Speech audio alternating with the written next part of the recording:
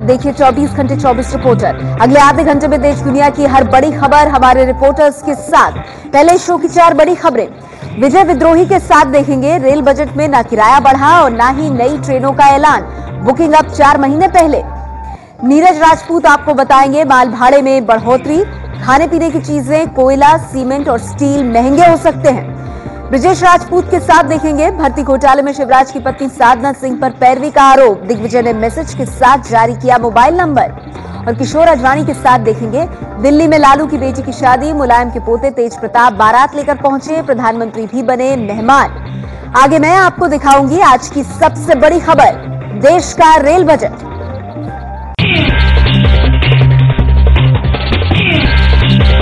आज के बजट की सबसे बड़ी बात यह रही कि नई ट्रेनों का ऐलान नहीं हुआ। हर बजट में नई ट्रेनों का ऐलान होता है, लेकिन यह बड़ा फैसला मोदी सरकार ने लिया कि कोई नई ट्रेन का ऐलान नहीं होगा। यात्री किराया भी नहीं बढ़ा, यानी आपकी जेब पर किसी तरह का कोई बोझ नहीं। माल भाड़े में हालांकि बढ़ोतरी हुई है, जिसके चलते ऐसा हो सकता है कि महंगाई बढ़े, इसकी आशंका है। लेकिन रेलवे को इस बात की उम्मीद है कि माल भाड़ा बढ़ोतरी से जो 4000 करोड़ पैसे होंगे, जो धनराशि आएगी, वो खजाने में जाएगी और इससे रेलवे की जो माली हालत है वो सुधारने में मदद मिलेगी।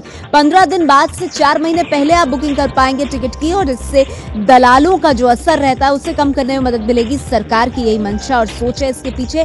5 मिनट में आप जनरल टिकट बुक कर पाएंगे, आपको मिल जाएगा साधारण टिकट। इसके लिए ज्यादा जद्दोजहद नहीं करनी पड़ेगी। अब ट्रेनों में वैक्यूम टॉयलेट लगेंगे प्लेन की तर्ज पर, जिसका मतलब ये है कि साफ सफाई भी बनी रहेगी। लोकल के महिला डिब्बों में सीसीटीवी कैमरे होंगे। महिला सुरक्षा को देखते हुए इसे एक अहम कदम माना जा सकता है। यात्रियों की सुविधाओं को देखते हुए मुंबई लोकल में एसी डिब्बे लगाए जाएंगे ताकि जो यात्रा है वो सुगम हो। शताब्दी में मनोरंजन के इंतजाम भी किए जाएंगे। तो ये तमाम वो फैसले हैं जो कि यात्री सुविधा को ध्यान में देखते हुए लिए गए हैं। बुजुर्गों का लोअर बर्थ कोटा फिक्स किया जाएगा। बुजुर्गों को पिक एंड ड्रॉप सुविधा रेलवे की तरफ से दी जाएगी।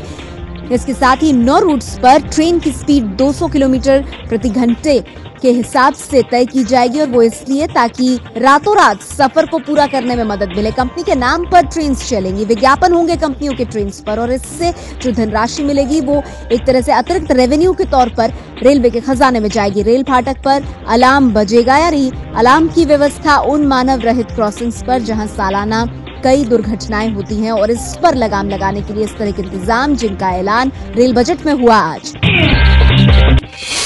मोदी सरकार के पहले संपूर्ण रेल बजट में किसी नई ट्रेन का ऐलान नहीं किया गया है, वो भी तब जबकि दिल्ली में बीजेपी की करारी हार हो चुकी है और बिहार में इसी साल विधानसभा चुनाव होने हैं। I want to give more trains as we have more demand from everybody. The review is being done, will be completed soon, so that we can announce new trains and increase frequency in this session of Parliament itself. जैसे ही rail मंत्री सुरेश प्रभु ने कहा कि इस budget में कोई नई train नहीं है, संसद में एक तरह से हंगामा मच गया। कांग्रेस बोली, ये क्या हो गया? एक भी नई ट्रेन शुरू कराने की जो घोषणाएं जो पिछले 60 साल से चला रहा है कि रेल मंत्री करते हैं, एक भी नई ट्रेन चलाने की घोषणा नहीं की। इससे लेकर सदस्यों में बड़ी निराशा आई। अब तक यही परंपरा रही है कि हर रेल बजट में नई ट्रेनों का जमकर ऐलान किया जाता है, लेकिन मोदी सरकार ने अपने पहले संपूर्ण रेल बजट में किसी नई ट्रेन का ऐलान नहीं करके ये दिखाने की कोशिश की है कि उसकी प्राथमिकता रेलवे को पटरी पर लाने की है। रेल बजट में यात्री किराया ना तो बढ़ाया गया ना तो घटाया गया। हालांकि तेल की कीमतें कम होने से लोगों को उम्मीद थी कि किराए कम होंगे। I am happy to say, and I am sure all my house will join me, I have not increased the passenger fares. Diesel के दाम कम होने की वजह से उम्मीद थी कि रेल किराए घटेंगे, लेकिन बिजली के दाम में 4% की बढ़ोतरी हुई है। हालांकि रेलवे में बिजली वाले इंजन कम इस्तेमाल किए जाते हैं, जबकि डीजल इंजन ज्यादा इस्तेमाल किए जाते हैं। रेल बजट के बाद महंगाई बढ़ सकती है। रेल बजट में माल भाड़े में बढ़ोतरी की गई है, जिसका सीधा असर आपकी जेब पर पड़ सकता है। रेल मंत्री ने यात्री किराया तो नहीं बढ़ाया है, लेकिन माल भाड़े में बढ़ोतरी कर दी है। कोयले की ढुलाई में 6.3%, यूरिया की ढुलाई में 10%, खाद्यान्न और दालों की ढुलाई में 10%, सीमेंट की ढुलाई में 2.7% और लोहा स्टील की ढुलाई में 0.8% की बढ़ोतरी कर दी है। मिट्टी के तेल और एलपीजी की ढुलाई में भी 0.8% की बढ़ोतरी की गई है। माल भाड़े में इस बढ़ोतरी का असर महंगाई पर पड़ने की बात कही जा रही है, क्योंकि अब कोयला, यूरिया, सीमेंट, लोहा और स्टील जैसे सामान महंगे हो जाएंगे। हालांकि फर्टिलाइजर मंत्री अनंत कुमार ने कहा है कि यूरिया की कीमतें नहीं बढ़ेंगी।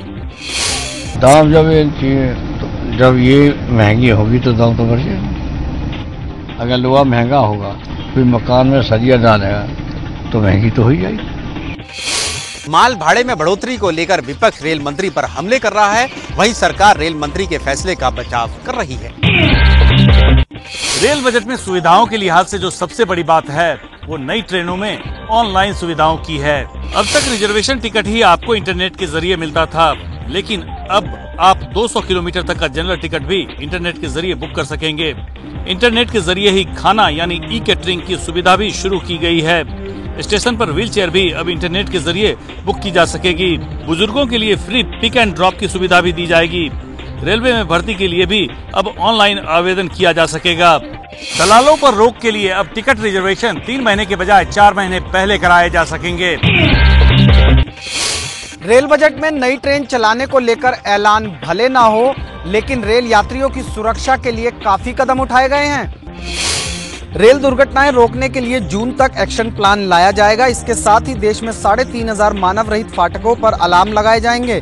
दिल्ली, मुंबई और कोलकाता के 9 रूटों पर ट्रेन की स्पीड बढ़ाकर 160 से 200 किलोमीटर तक कर दी जाएगी। इसके अलावा 400 स्टेशनों पर वाईफाई की सुविधा दी जाएगी।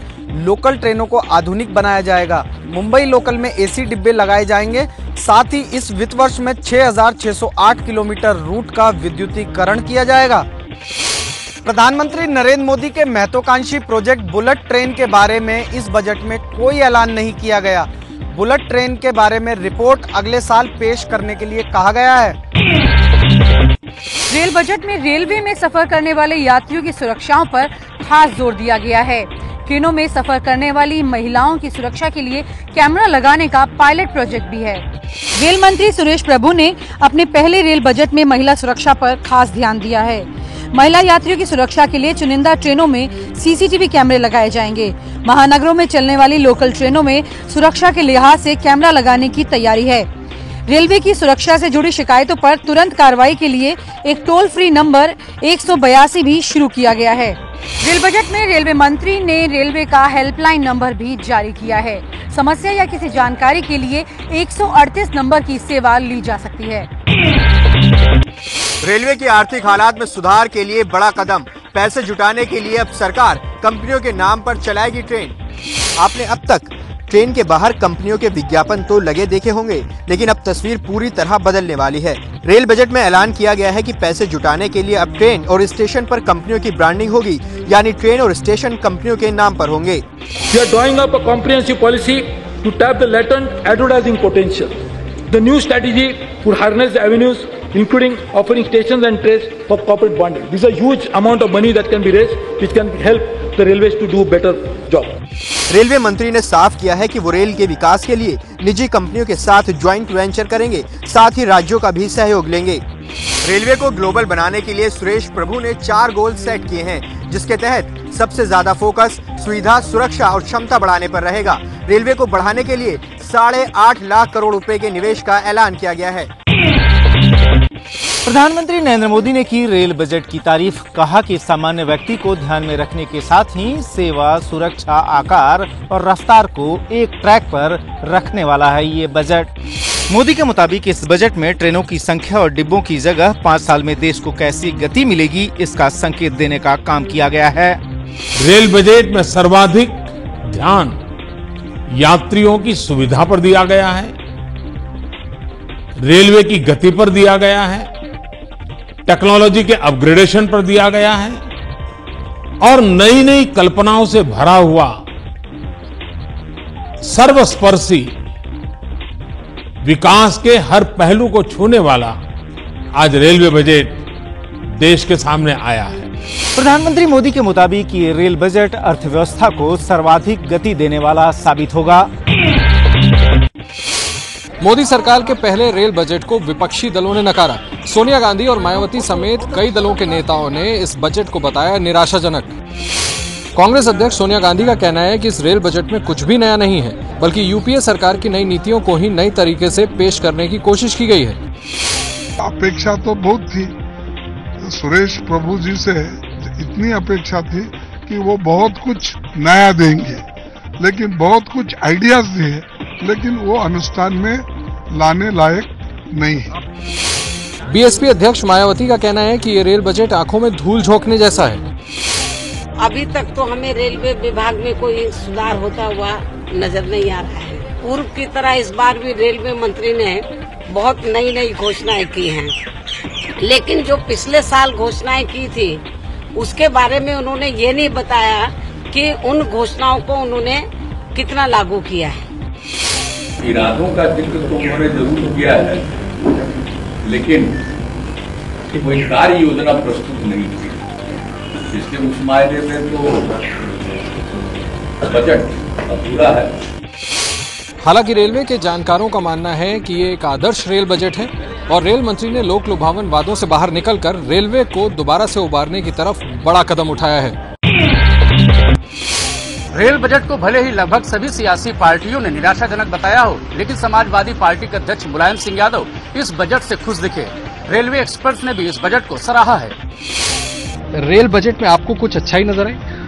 अच्छाई एक बहुत आई, नई घोषणा न करके पुरानी घोषणा को पूरा करना, ये अच्छी बात है। माल भाड़ा बढ़ने पर मुलायम सिंह यादव ने कहा, जब इसकी चर्चा होगी तब विरोध करेंगे। मोदी के रेल बजट से कोई नेता खुश है तो कोई निराश, लेकिन जनता का क्या कहना है, आइए देखते हैं।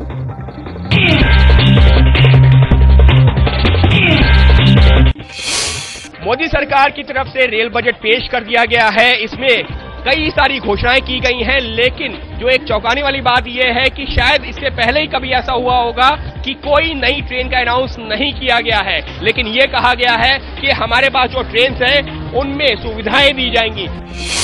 ये कुछ फैसिलिटी प्रोवाइड नहीं करें, डस्टबिन नहीं है, हमें हर जगह एसी में होती है डस्टबिन, स्लीपर्स में बिल्कुल डस्टबिन नहीं है, लोग बाहर कचरा रोड पे ही फेंक रहे हैं, कुछ भी कर लो। बाकी पे कोई चेक करने वाले बाथरूम साफ होने चाहिए, हो नहीं रहे हैं। महिलाएं जो अकेले ट्रैवल करती हैं और उनके साथ कोई मेल पर्सन नहीं होता है, तो अगर उन्हें सेफ्टी चाहिए तो उन्हें हेल्पलाइन नंबर प्रोवाइड करना चाहिए ताकि इमरजेंसी केस में वो कॉन्टैक्ट कर सके। इंटरनेट एक्सेस होगा तो वो सारी इन्फॉर्मेशन और फैसिलिटीज उसे वहीं मिल जाती हैं, उसे कहाँ जाना है, किस प्लेटफॉर्म पे जाना है, क्या क्या चाहिए, उसे जरूरत है, वो सब उसको वहाँ पे चेक कर सकता है। पटना रेलवे स्टेशन पर रेल बजट के बाद हम खड़े हैं टिकट काउंटर सेंटर पर, जहां पर लोगों को घंटों लाइन में लगना पड़ता है और अपनी बारी का इंतजार करना पड़ता है। हम लोग भूसे की तरह भर कर जाते हैं और रेल भाड़ा भी बढ़ गया, फिर भी हम लोग भूसे की तरह भर कर जा रहे हैं। उसका निर्धारण अच्छी तरह से करें बोगी का, ताकि हम लोग सीट पर बैठ कर जाएं। सीट का में हम लोग पैसा देते हैं। हम लोग भूसे से भर कर जैसे यात्रियों का सवारी नहीं होना चाहिए। हम आदरणीय रेल मंत्री से यही आग्रह करेंगे कि आने वाले समय में हम लोग को गाड़ी की संख्या बढ़ाएं और 4 सीटें पर जो बजट होती है, जो भाड़ा तय होता है, हम लोग सीट पर बैठ कर जाएं। खास बात यह है कि भेड़ बकरी की तरह जो लोग ट्रेन के अंदर जाते हैं, एक पर एक बैठे रहते हैं जनरल बॉगी में, उसकी परेशानी कब दूर होगी। एक तरफ रेल बजट में आज रेल यात्रियों को सुविधा और सुरक्षा का भरोसा दिलाया गया, वहीं राजस्थान के बाड़मेर में एक बड़ा ट्रेन हादसा टल गया। तस्वीरों में दिख रहा ये कोच बाड़मेर स्टेशन के पास तेजी से भागा चला जा रहा है। बिना किसी सिग्नल की परवाह किए ये कोच बिना इंजन के ही तेज रफ्तार से आगे बढ़ रहा है। एक रेलवे क्रॉसिंग पर ये कोच जैसे ही पहुंचता है, लोगों में हड़बड़ी मच जाती है। कुछ लोग इसकी चपेट में आने से बच जाते हैं। करीब आधा दर्जन क्रॉसिंग इसी तरह पार करता हुआ 20 किलोमीटर दूर जाकर ये कोच एक दीवार से टकरा कर रुक गया। इस हादसे में कोई जान माल का नुकसान तो नहीं हुआ, लेकिन कुछ ही देर बाद इसी ट्रैक से मालानी एक्सप्रेस गुजरने वाली थी। कोच के अपने आप रुक जाने से बड़ा हादसा टल गया। शेयर बाजार को कुछ खास पसंद नहीं आया रेल बजट। सेंसेक्स और निफ्टी दोनों में गिरावट देखी गई। रेल मंत्री सुरेश प्रभु के पहले रेल बजट को शेयर बाजार ने अच्छा रिस्पांस नहीं दिया। बीएसई का सेंसेक्स 261 अंक गिरकर 28,747 पर बंद हुआ, जबकि निफ्टी भी 83 अंक गिरकर 8,684 अंकों पर बंद हुआ। शेयर बाजार गिरने के पीछे रेल बजट में माल भाड़े की हुई वृद्धि एक बड़ी वजह मानी जा रही है।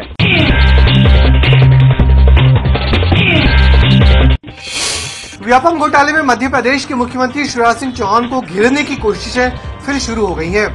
कांग्रेस नेता दिग्विजय सिंह ने एक एसएमएस जारी कर शिवराज सिंह की पत्नी पर घोटाले के आरोपियों से संबंध रखने का आरोप लगाया है। व्यापम घोटाले की आग फैलती जा रही है। कांग्रेस नेता दिग्विजय सिंह ने दिल्ली में प्रेस विज्ञप्ति जारी कर मुख्यमंत्री शिवराज सिंह की पत्नी साधना सिंह पर व्यापम के आरोपियों से सांठगांठ करने का आरोप लगाया है। इस विज्ञप्ति में दिग्विजय सिंह ने 9 मई 2012 की तारीख का एक एसएमएस जारी कर बताया है कि संविदा शिक्षक की भर्ती में 2 नामों की सिफारिश व्यापम के आरोपी सुधीर शर्मा से की गई थी। सुधीर शर्मा इन दिनों जेल में है। उधर शिवराज सिंह ने ट्वीट कर इन आरोपों को झूठा बताया और कहा कि उनके खिलाफ साजिश रचने वालों को जल्दी ही निराशा हाथ लगेगी। दिग्विजय सिंह ने कुछ दिनों पहले घोटाले की जांच कर रही एसआईटी में एक एक्सेल दायर कर मुख्यमंत्री शिवराज सिंह पर 48 नामों की सिफारिश करने का आरोप लगाया था। क्या बीजेपी में शामिल होंगे बाहुबली और आरजेडी सांसद पप्पू यादव? पप्पू यादव ने आज प्रधानमंत्री नरेंद्र मोदी से मुलाकात की। जब से पप्पू यादव प्रधानमंत्री नरेंद्र मोदी से मिले हैं, उनकी तारीफ करते नहीं थक रहे हैं। पप्पू यादव ने आज प्रधानमंत्री से मुलाकात करने के बाद कहा कि वो एक सुलझे हुए इंसान हैं। उन्होंने लालू यादव और मुलायम सिंह यादव पर भी सीधा हमला बोला। अब धर्म और मजहब की नफरत की राजनीति नहीं होगी, नहीं चल सकती। ये बात नरेंद्र भाई मोदी ने भी इस बात को स्वीकारा। पप्पू यादव ने आरजेडी के विधायकों से जीतन राम मांझी सरकार को समर्थन देने के लिए कहा था। तब से लालू यादव उनसे खफा बताए जा रहे हैं। दिल्ली में लालू यादव की बेटी राजलक्ष्मी की शादी, पोते की बारात लेकर पहुंचे मुलायम सिंह। प्रधानमंत्री मोदी भी बने मेहमान। इस धूमधाम के साथ निकली मुलायम सिंह के पोते और मैनपुरी के सांसद तेज प्रताप सिंह की बारात। देश की कई बड़ी राजनीतिक हस्तियां इस बारात में शामिल हुई। यूपी के सीएम अखिलेश यादव की पत्नी और सांसद डिंपल यादव भी बारातियों में शामिल थी। बैंड बाजे और सड़क पर बारातियों के डांस के साथ तेज प्रताप दिल्ली के होटल अशोक में बारात लेकर पहुंचे। यहां खुद लालू प्रसाद यादव ने बारात का स्वागत किया। देश के इस चर्चित शादी समारोह में पीएम नरेंद्र मोदी, कांग्रेस अध्यक्ष सोनिया गांधी, प्रियंका गांधी, रॉबर्ट वाड्रा, लाल कृष्ण आडवाणी समेत तमाम बड़े नेता और कई बड़ी हस्तियां शरीक हुई। पीएम मोदी 21 फरवरी के दिन सैफई में तेज प्रताप के तिलक में भी पहुंचे थे और अब शादी समारोह में भी पहुंचे। 24 घंटे 24 रिपोर्टर में अब तक आपने देखा, रेल बजट में नई ट्रेन का ऐलान नहीं, व्यापम घोटाले में शिवराज की पत्नी पर आरोप और दिल्ली में लालू की बेटी की शादी में प्रधानमंत्री। आगे देखिए अगली बड़ी खबर।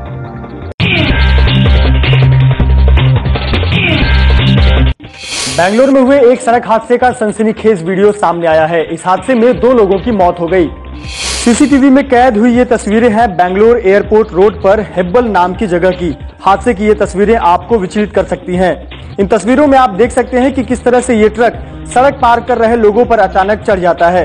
ये घटना आज दोपहर 1:15 बजे की है। इस घटना में 19 साल की अर्पिता और 25 साल के आनंद की मौत हो गई, जबकि 3 लोग जख्मी हो गए। पुलिस ने ट्रक के ड्राइवर को गिरफ्तार कर लिया है।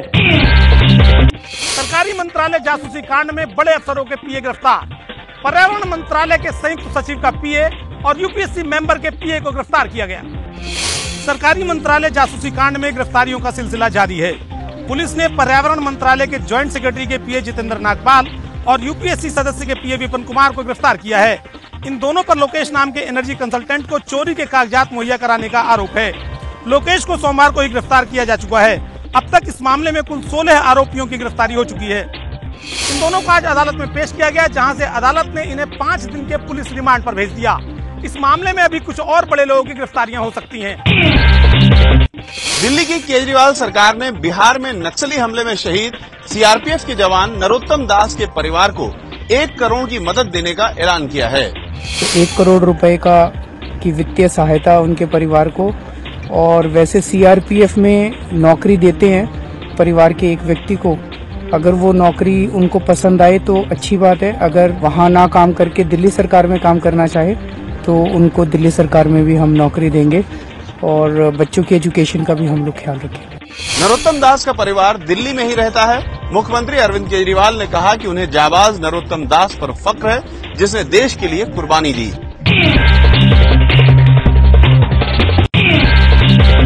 विश्व कप के ग्रुप ए में श्रीलंका ने बांग्लादेश को हरा दिया। इसी ग्रुप के दूसरे मैच में अफगानिस्तान ने स्कॉटलैंड पर धमाकेदार जीत दर्ज की। श्रीलंका ने बांग्लादेश को एक तरफा मुकाबले में आसानी से हरा दिया। 333 रन के लक्ष्य के सामने बांग्लादेश की टीम 240 रन पर ऑल आउट हो गई। इससे पहले श्रीलंका के दिलशान के नाबाद 161 और संगाकारा के नाबाद 105 रन की बदौलत श्रीलंका ने एक विकेट पर 332 रन का स्कोर बनाया था। ग्रुप ए के ही दूसरे मैच में अफगानिस्तान ने स्कॉटलैंड को एक विकेट से हरा दिया। अफगानिस्तान ने 211 रन का लक्ष्य 9 विकेट खोकर 3 गेंद रहते हासिल किया। श्रीलंका की ये 3 मैचों में दूसरी जीत रही, जबकि अफगानिस्तान को विश्व कप में पहली जीत नसीब हुई।